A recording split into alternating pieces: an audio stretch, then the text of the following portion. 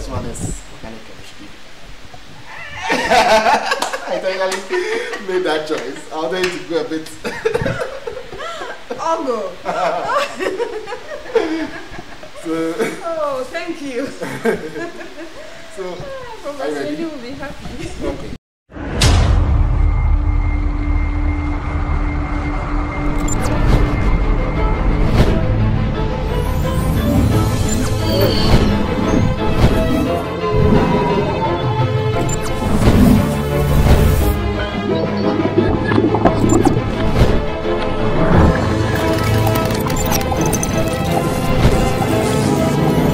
Science Digest Show, the mystifying science. Hello, Akwaba, bienvenue, and welcome to the Science Digest Show. Science Digest Show, yam na fiko, brought to you by EPP Book Services and Brainwork Educational Consult. Welcome to the show, and today we have a special guest who everybody in this country called Ghana knows because of a formidable program that she runs. She signs in normally by saying, "Welcome to the 116th stage of the National Science and Math Quiz. Today's contest is between," then she mentions schools like maybe Buamponsem Secondary School, Jache Pramso Senior High School, and maybe Presbyterian Boys Secondary School. Our guest is an awesome woman. She has a lot of videos about her hovering all over the internet. Welcome, Dr. Elsie Ifa Kaufmann. Thank you very much. How do you find you and social media? Oh, I have a good and a bad relationship with social media. The good, it promotes the good things that happen in Ghana and elsewhere, and we get to learn a lot from it. The bad is some of the things that go on there, very unhealthy things. How about your content on social media? Maybe things about you. Content on social media, actually I don't follow everything, so okay. I don't know the volume of things on the social media. Normally when I do interviews like this and they choose to send me the link, I will watch. Okay. Yeah, so I know about some of those, of the interviews, but I don't think I know everything about you that's on the social media. Wow. I live my life in the real world. Wow. Then, for your information, you're popular all over, on social media and in real life. Tell us about yourself. Yeah. Well, my name is Elsie Kaufmann. I am a senior lecturer in biomedical engineering, University of Ghana. And yes, I have been hosting the National Science and Math Quiz since 2006. I am a work in progress. I try to improve every time. I'm known for being pioneering. I'm always doing new things. Wow. Yes. Wow. Yes. Can you tell us some of the stuff you've pioneered? A few. Well, I am a pioneer in biomedical engineering in Ghana. Yeah, wow. Yes. Congrats. Yes, if you talk about physics, for example, the Department of Physics at the University of Ghana was the first female to be appointed full-time permanent staff. Wow. Yes. What else? I think there's a lot. I once saw your work in terms of something on bones, something. Yes, that was my PhD thesis work. I worked in tissue engineering. Tissue engineering. So that's my specialty actually. That's what I was trained in. Tissue engineering. So designing body parts. And for my PhD I was focusing on bone tissue design and growth. And so I was looking at biomaterials, and the biomaterial I chose for that project was the bioactive glass. It's a very special material. It's a glass material, but it has the capability of stimulating bone cells in order to produce bone in a very short period of time. So if you want to grow bone for replacement of diseased or damaged bone, you may want to do it in the lab because you don't have too many donors. And so that was my work, to look at this bioactive glass, what properties of the glass, and what physical structures, how to produce it in such a way that it promotes osteoblasts, bone cells to produce bone. Wow. So in the end, the bones were growing. Oh, sure. Actually, bone is not the most difficult tissue to grow. That's what I tell my students now who study tissue engineering, that bone is one of the easier tissues to grow. There's others that are very difficult. Cartilage, for example, is very difficult. Wow. Yes. Though it's not that hard. It's difficult to grow. It can be done. Wow. It can be done, yes. That's a good one. So how did it all start? I mean, let's say little Kaufmann coming up. How did it all start? Before we saw this blossom of you in a very good... I was born here in Ghana, in Accra. And I went to school, normal school. My first school was ATTC demonstration school in Winneba. Okay. And now ATTC is University of Education Winneba. Okay. But in those days it was Advanced Teacher Training College. Okay. Yes. And that's why I started school. Then my parents moved, so I went to Nanako Kubuati Experimental School in Kufuria.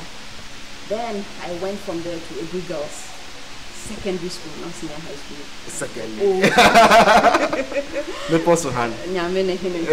So I was at Ebri Girls for my until O level. Okay. And then I left Ghana after that. I got a scholarship. I was honored to represent Ghana at the United World College of the Atlantic. Yes. I took the exam too, but I didn't go. Wow. Yes. So, yes, I went to the UK. I spent 2 years there, and then after that I went to University of Pennsylvania in Philadelphia, US. Oh, yeah. Okay.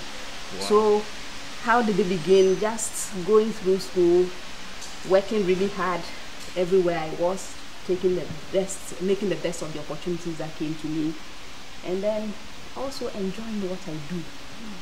Enjoying what I do. I realize you really enjoy. So it was like a natural path for you took, like something you loved and that's what you wanted to do, and you are doing just that. Yes. Yes. At every stage I evaluate where I am. Is what I'm doing in line with the goals I have set for myself. Okay. Am I enjoying what I'm doing? And then that's how I proceed. It's very hard. It's very hard to excel when you are not passionate about what you're doing. So that's what I tell my mentees. Find something that you are really passionate about, something that is in line with what you see as your calling, your contribution to the world. Because you can't come and live through life, you know, so many years, and then you have made no contribution to life. How? That's deep. Wow. So find where you want to make that contribution. Make it something that you enjoy doing, and then it's not so hard. Yes. Okay, so with science and math quiz, how do you find it, your journey over from 2006 till now? All right. Actually, I was called to join the team of consultants in 2005. Okay. And I had not been watching the program, so I knew nothing about it. It was my head of department at the time. Those days I was in the Department of Physics, and my head of department was the physics consultant, Professor Griffey. Okay, okay. So he nominated me. Wow. And I got to meet the team. Actually, it was first the quiz mistress at the time, Eureka, that I met, and she told me about the quiz program, and they were actually recording. At the time I was called that they were recording at Achimota School. That's so right. She invited me to come see her as she did the hosting. Wow. And I went to watch her. I watched one contest and spoke with her afterwards, and I said, okay, fine, I think I can do this. And that's how I joined. So that is the beginning of the journey. The journey. Okay, so 2005, I started meeting with the consultants for moderation, getting to know them. I was introduced to them. There was some that I didn't know. Professor Watray, I met then. Yes, there was Professor Griffey here for physics. For mathematics, there was Dr. Lujenfi. And then for chemistry was Professor Asumeni. Yes. Wow. Yes. So Professor Asumeni I already knew because he was my dean. Okay. He was the dean of science. Science. At the time. So I already knew him. And we started working, and we get along very well. I mean, it's fun to interact with these wonderful people. I can see the gel is there. Yes. And so we've been working together. And to produce a competition, it takes a full year. Wow. Yes, it takes a full year. So even when we are not meeting, the subject consultants are working because they have to come up with the questions. Yes, then we meet regularly. When we are really busy, we may meet once or twice a week, and we read every single question together. Okay. And then we choose the questions, and then it's up to Quiz Mistress to now go and look at those questions and then continue from there. Wow. Yes. Wow. And it's been since 2006 I've been on stage. On stage, yeah. Contest after contest. It doesn't get tedious?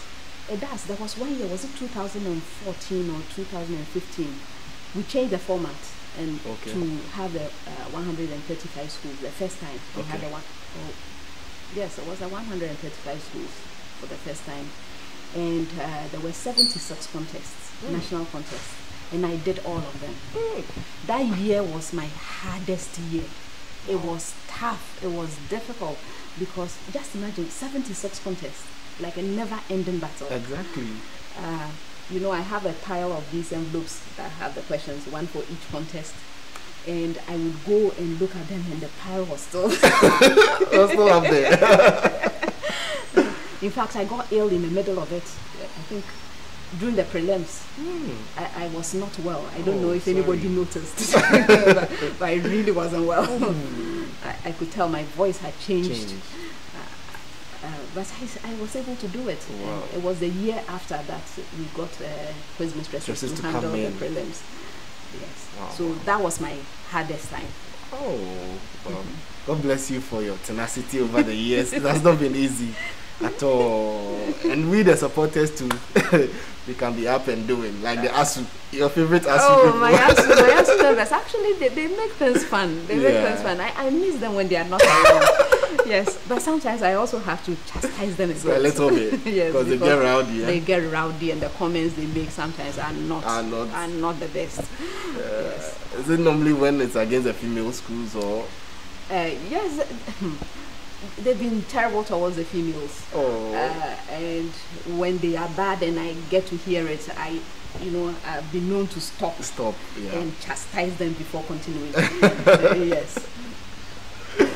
So it's your dream that a girls' school should win? Well, I have many dreams. Okay. A girls' school winning cannot be a bad thing, can it? No. So it's a good thing. It's a good thing. I'm looking forward to that.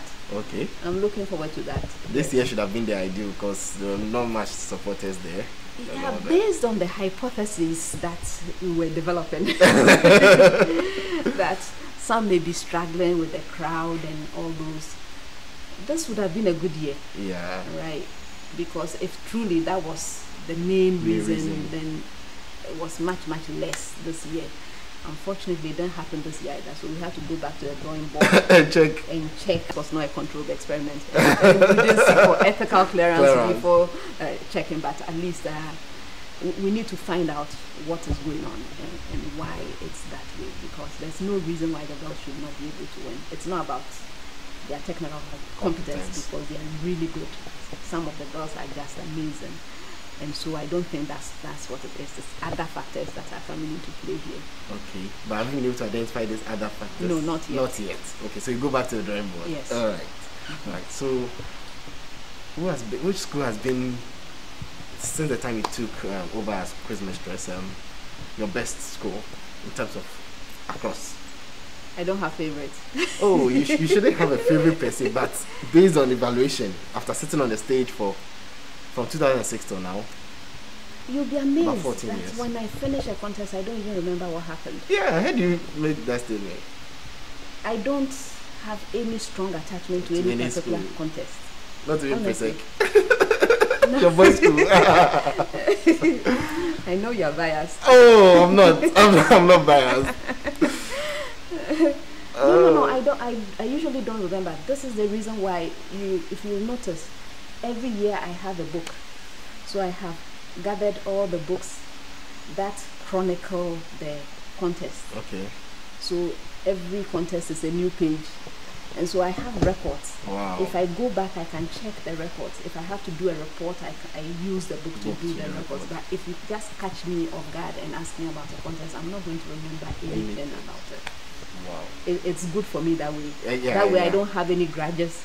Okay. I don't even remember. You know, sometimes a school will win their contest and come the next stage, And then they'll be apologizing. No, we are sorry for what we did. I'm like, what did you do? I don't remember what you did. God did. If I were to hold on to all those things, can you imagine? I'll be ineffective. Wow. So I let it go. I let it go. I don't remember. Interesting. This is a nice time. I remember the questions, but I don't remember the people and what the events. Unless it's something really unusual. Okay. Like somebody telling me it is finished. So. It was finished. That was memorable. Very memorable. Very memorable. I remember one time you said in fancy film school, Okono Yedzin. That wasn't it true. In fact, that was my way of sympathizing with them, but I don't think they took it kindly. Yeah. They didn't take it kindly, which is unfortunate because I really was sympathizing. Yeah. Yes. And there was another time, I think this year, you said, I think was it Ogadi school? They answered the question and you're like, forget it. Well, I have to be myself. Or yeah, you of course you have just to. Get a computer to read the questions to you. No, really. Sometimes, the contestants will start answering the questions. And the more they say, the worse it gets. In that case, it is my prerogative to stop you before you make things so bad. Yeah. So I may make comments like that. It's all in the name of the game. I don't take it personally, honestly. Sure. Honestly, I'm not taking it so seriously. So if you are there taking it that seriously, it becomes some way. Yeah. Interesting. This is a nice time we are having with our quiz mistress, Dr. Kaufmann. Stick around, we'll be right back.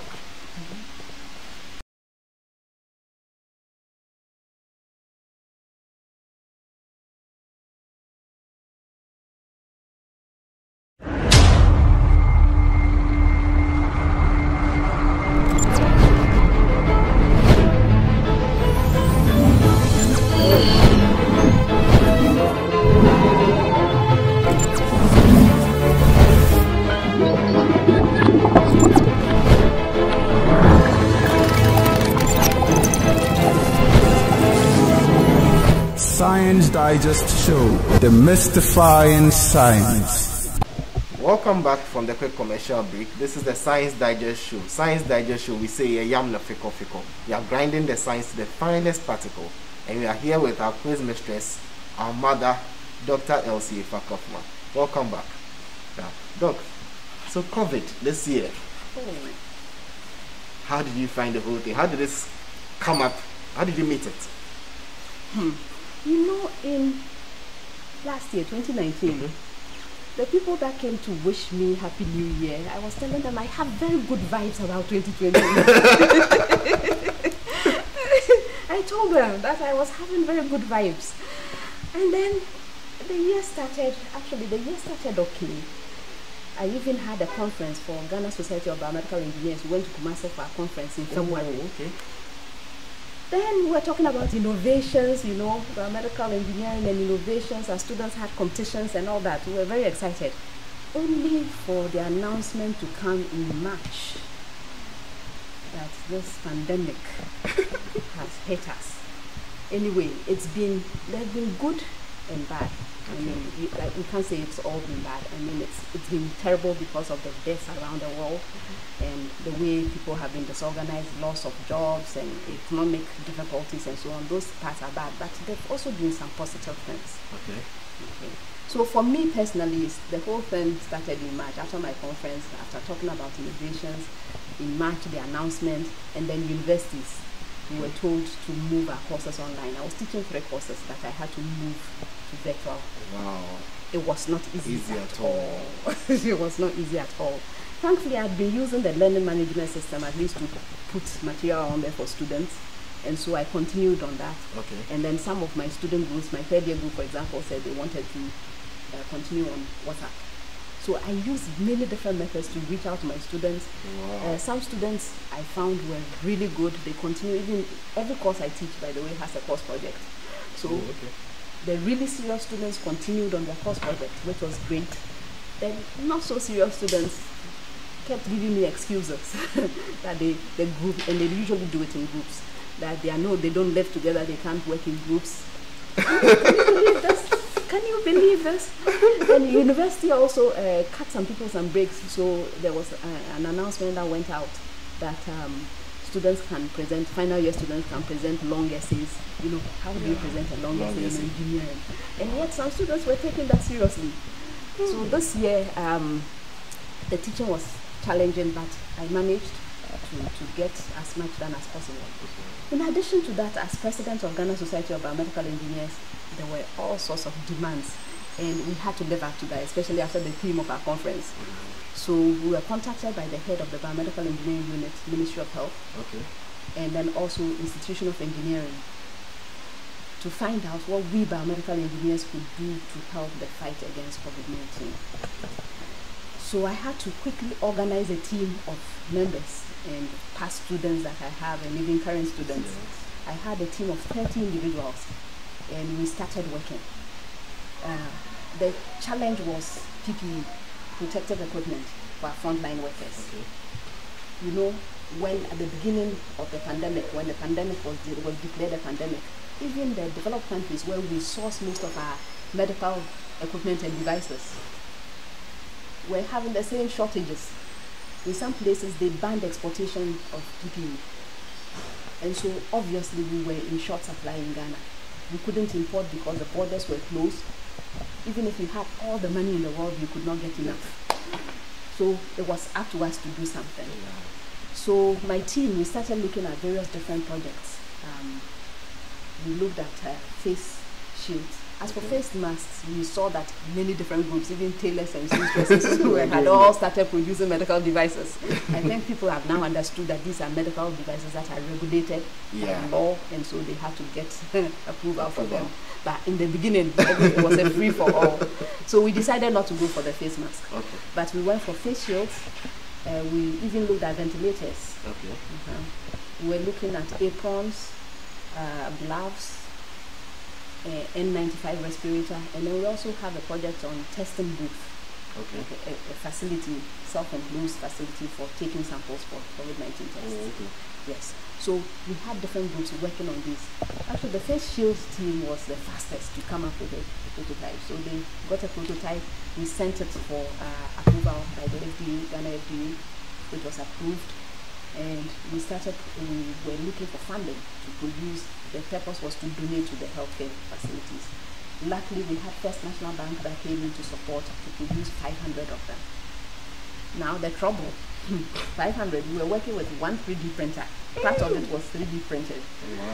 And we could produce a maximum of 8 a day if somebody doesn't sleep. It's not sustainable. So we approached even the plastic manufacturing companies to change the procedure so we can produce using faster methods than the 3D printing. They were not interested in changing their production lines to do something like this. And it makes sense too, because once the borders were opened later on, we saw the influx. Everybody started, you know, bringing in face shields, to the point where it was something that used to cost 16 Ghana cedis or more, 2 Ghana cedis. So if they had changed over, I mean, it would not have made sense. They would not have made their money back. The money they invested into it and then make a profit. It's very difficult to do so. But what this taught us was that we need to do better. We need to come up with better manufacturing. We need to improve our manufacturing capacity in this country. First of all, we cannot always be relying on other people. Like I said, even if you had all the money in the world, there was no way you would have these products imported, because some of them you could not import them because they were importation or exportation from those countries were banned. You see, so we have to learn to do things for ourselves, and we have to learn, or we have to commit ourselves to improving our capacity to produce right here in Ghana. But what we've shown is that yes, when push comes to shove, we can do it. We can do it.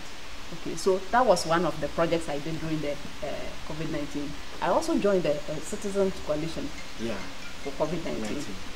This was a group of creatives that got together first to raise funds to support the underprivileged and the vulnerable groups. So we were able to raise some funds. We made care packages. We made videos to show ways of combating the coronavirus, washing hands and sanitizing, not going out. We made all kinds of videos. I don't know if you saw it. I saw some. Yeah. Okay. So the purpose was to educate and also to support the vulnerable. I think we did that. Yeah, it was good. Thank you. Wow. Yes. That was not the end. I was minding my business, doing my mini activities, when I was approached by MIT. Okay. Massachusetts. MIT, Massachusetts. Massachusetts. MIT, Massachusetts. Yes. MIT Institute for Collective Intelligence. Okay. What they were doing was to set up a group of experts from around the world. Right? They called it the Supermind. So it's like a think tank. Okay. Supermind. The pandemic Supermind. And so for a 3-week period in May, I was a member of the Supermind. Wow. Yes, I think I was the only one from Ghana. Wow. Yes, and they gave us a challenge. Basically, what do we do so that we develop resilience in order to combat this pandemic and then future pandemics? And it was so amazing. It was just an amazing experience for me. I mean, we had exercises to do, activities to do, contribute suggestions, support other people's suggestions, discuss these suggestions. The final report is coming out shortly. I think I saw a message this week. That was nice. Coming out. But they've been having several webinars on various aspects of the project that we did. So that was another thing that I wow, that's phenomenal. You pioneered again over there. Oh yeah, yes. Wow. So it's been busy. It's been extremely busy. I did a lot of interviews. A lot of interviews. You see that I was telling you that I don't know if I should do one more interview. So I did a lot of interviews. I did a lot of mentoring activities. Young people, encouraging them just not to sit at home doing nothing, but to actually make use of the time. Wow. So coming to young people, how do you mentor them? How do you go about it? A little bit. There is no rule really as far as my mentorship goes, because I see that the people who approach me for mentorship or the ones I spot for mentorship, they all have different needs. Okay. For some, it's just talking to them, encouraging them once in a while. For others, for a certain period, they may need intensive attention because they have certain issues they are dealing with and they want. I never tell anyone what to do. That's the thing with my mentees. Okay. They don't get told what to do. If they are honest enough to tell me issues they are dealing with, I will open up in terms of options of what to do, opportunities. I will share my experiences that others have had that I know about, and then get them to decide so that when they make decisions, they own those decisions. So all my mentees have different needs. I have one mentee that is just amazing. She's been in the UK. I had a program with her during the COVID-19. Oh, interesting. There's more mentorship activities, for my students, because she's in the corporate world, so she could share experiences. And she's coming to Ghana. Oh, nice. Hey, next week. Interesting, amazing. So they all have different, someone like that wants direction and also wants to work on projects with me. So they all have different needs, and I try to attend to them. Some don't want any attention, maybe once in a year, check up on them, find out what they are doing, then encourage them. That's all they need from me. Yeah, so interesting. What I'm doing with them. So with you teaching and lecturing, what has been the challenge that you faced since you came down? It's not easy for people to come down over the years to help. And we have to congratulate you for coming down with all this knowledge. If you didn't come down, it wouldn't help Ghana. So what's been the challenge so far? All right. Well, coming down was not an option because I left Ghana on a promise. Oh, okay. To go get this amazing experience, come home and make a difference. That was the promise I made, and I tend to keep my promises. And so I would have done it anyway. Okay. But I'm happy that I was able to bring something new to Ghana. Okay. Yeah.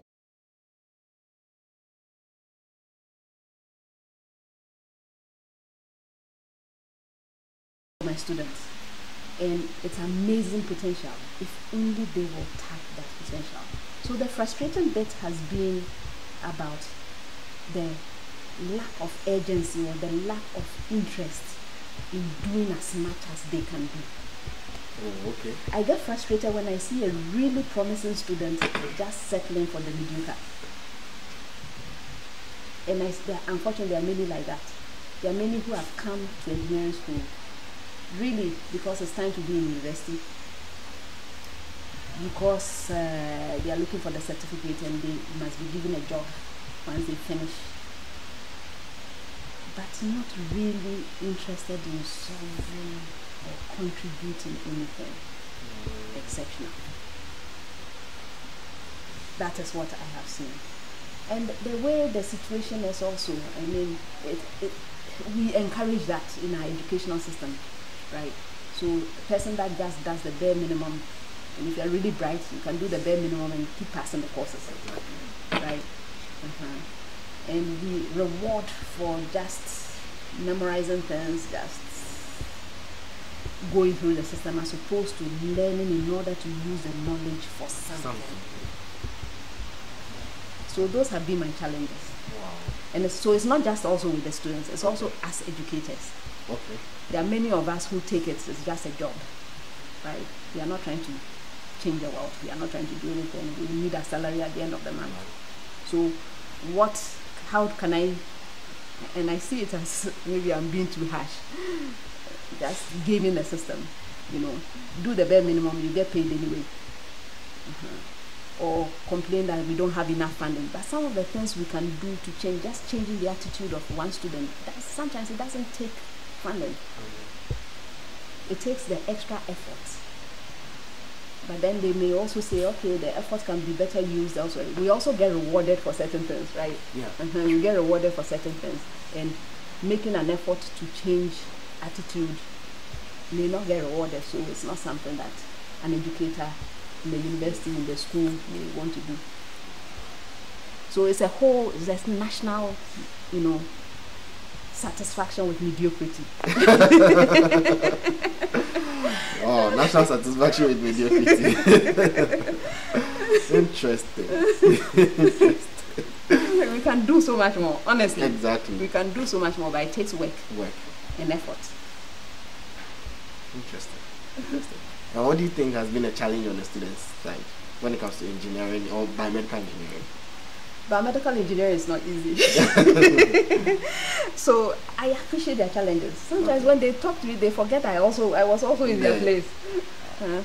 So with biomedical engineering, we use all the knowledge from the basic sciences, mathematics, and then even all the other types of engineering to solve problems in healthcare. The focus is on solving the problem in healthcare. So whatever skill you need, whatever knowledge you need, take it from wherever. And it's very difficult for one person to acquire all the knowledge. So if a student is trying to do that, it's very tough because it's voluminous. I have had complaints for my biomaterials course. The course material is too much, madam. This has to be 2 semesters. Then I ask, do you want to stay here an extra year? So we know that is a lot. And then, the field is also changing very fast. My discipline is one of those that changes every month. Right. So they have to learn to be able to learn for the future. Yeah. So you are learning how to learn, because what I teach you today is going to be obsolete. So keeping up with knowledge is extremely important. Of course, there's the foundation, but then you also have to learn to keep up with. And I'm not sure that many of the students are able to do this. In addition to that, if you come to my class, I'm asking you applied questions. I don't know what is this, and you quickly tell me what you have memorized. What can you use that knowledge to do? That's what I'm looking for. And because they have been trained a certain way before they get to me, they have a serious challenge. There are some who really struggle with me. I normally teach 3rd year and above. Okay. Right. So they have a serious challenge when they come to my class. They see themselves as excellent students all along because they've been getting the A's. Then they come to my class and first quiz. And that's because I didn't ask you what is this, something I have told you for you to tell me back. I find no value in that. Right? So it's a change, it's a shift in the thinking. The ones that adjust quickly to that are able to do amazing things. But sometimes it takes a little bit of time. I keep encouraging them, you can do it. This is not so difficult. Just because you are rigid in your thinking So that shift in thinking is a challenge for the students. Now, I think this should apply across maybe from secondary school level. Oh, sure. So that it makes things much better to apply. Sure. If you know what you are studying is for a purpose, to solve some problem later on, you will approach it differently from if, it's for me to get a YCSO grade so that I can enter the university, right? Interesting. So, what are your hobbies? Wrapping up soon. What are the hobbies? What do you do? What do I do? I like reading a lot. Reading? A place like this is a dangerous place for me. It used to happen when I was in university. Okay. I was on a budget, tight budget, on financial aid, and yet I was using all my money to buy books. So I like reading a lot. I will read anything, everything. I also like spending time with my family. Okay. Yes. Just catching up with my family members. I don't do, believe it or not, I'm an introvert. I don't do too well in parties and things like that. I'm much better one-on-one. Yes, but so I like to interact with people. Okay. I like traveling. Seeing new things. And then this COVID didn't allow you to. Oh, I was grounded. All my travel plans, I had so many plans. In fact, I was supposed to have gone to Nairobi for the Next Einstein Forum Global Gathering 2020. Cancelled because I'm a member of the Scientific Programs Committee for that. I couldn't go. At least it's being done virtually. I also had other conferences to attend. I'm being inducted on in March. I should have been inducted as a fellow of the Biomaterial Science and Engineering in Glasgow. Again, it has to happen virtually. Yes. So my travel arrangements, my daughter was graduating in the US. Yeah. Yes, from university. Virtual graduation. So I have been grounded this year. This year I haven't gone anywhere. I've been to Kumasi. For the environmental. Yes. Interesting. Wow. So what will be your concluding words or a take-home message to the students and our listeners?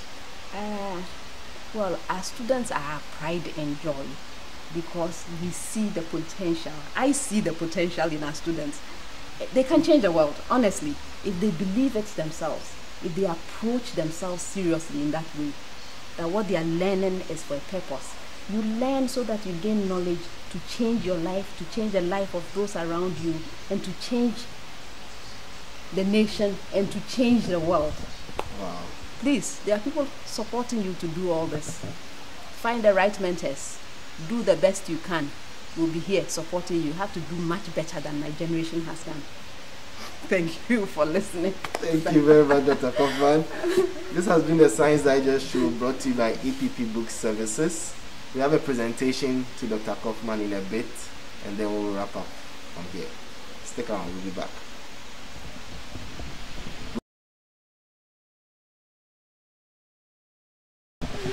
Welcome back. So we have a presentation from EPP. We have 2 books, Organic Chemistry, and then we have this novel. We want her to relax a bit with the novel. Or you can even give it to his son to also relax. No, I have to read it first. Okay, sure. So these 2 books, The Executioner and then Organic Chemistry here, Biological Approach by John McMurray. Yeah. So Dr. Kaufmann, thank you very much. And we know this is a little from our stuff we can give you from EPP. I am most grateful. I am most grateful. Thank you so much. You're welcome. I will enjoy these. Sure. Yes. Sure. Especially the Ogu. Okay. Let's wait for EPP. Yes, EPP. Thank you so very much for this gift, and thank you especially for everything that you do for our students. I have seen the variety of books that you have, and our students have been enjoying them. Continue doing the work you do. Thank you so very much. All right. Thank you to Dr. Kaufmann. This has been the Science Digest Show brought to you by Brainwork Educational Consult, EPP Book Services, SMC Consult, Professional Bread Makers. Around next time with us, we'll bring another exciting edition with another great scientist on the show. And today's one was also supported by Meditouch Physiotherapy. Thank you very much. Science Digest Show. We sign out by saying, yeah, yam the fiko. Could you do it with coffee? Thank you very much. Bye.